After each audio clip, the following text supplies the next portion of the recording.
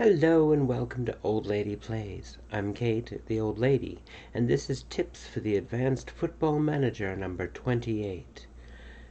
And what I want to look at today, as you may be able to see from up here, is contracts and renegotiating them. Now, anytime you're managing, you're going to get people whining about contracts. They're always whining about contracts, especially at the 2-year mark from when the contract will be up. They start whining. Meaning if you're in lower league management and signing people to 1 or 2-year contracts, they're whining all the time. So what you want to do is, or at least what I do, and this harkens back to tip number 1, which was get your captain on side. And getting your captain on side is the way that you deal with them being a pain in the butt about their contracts, right? They get whiny about a contract, you send the captain to talk with them, the captain sorts them out, and they stop bugging you for a few months.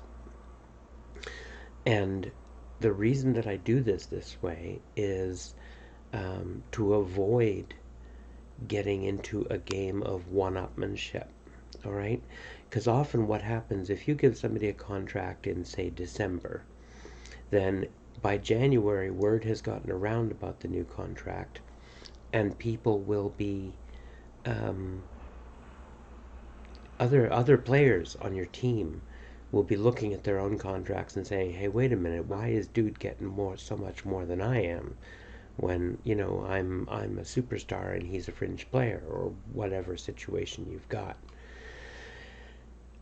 And to avoid that situation, what I do is I push all contract negotiations to the summer, and then I do them all in one day. Which may not be super realistic, because obviously it's unlikely that you would not negotiate 25 or 30 contracts in a day. But what this does is, because you're giving them all contracts at the same time, they don't really have time to learn what each other's contracts are before asking for their own. And so you don't get that one-upmanship. Oh, he just got that much, I want this much. Well, if he got that much, I want to be the highest earner, and so on and so on. You get that competition. This avoids that. And so it's one of the reasons that I am always under my wage budget.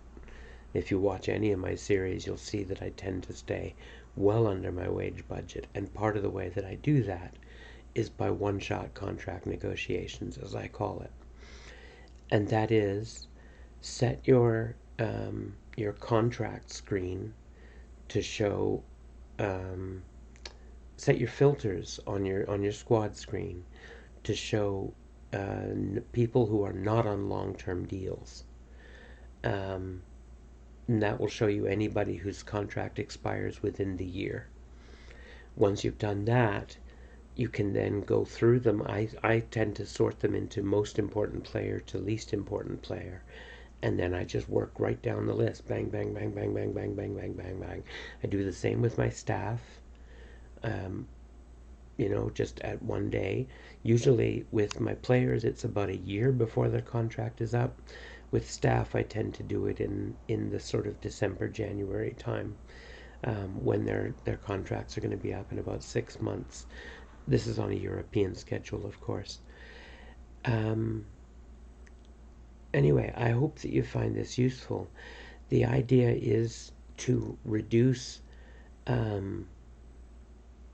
distraction during the season, and then to reduce competition during salary negotiations. So it has a kind of twofer effect, and I'm kind of proud of this tip because it really does have that twofer effect. And I really hope you find it useful. Anyway, I'm going to take my cold-ridden voice and go and record the next tip, because I'm running out of voice and I want to get this done before I completely run out. I hope you have a great day, and take care.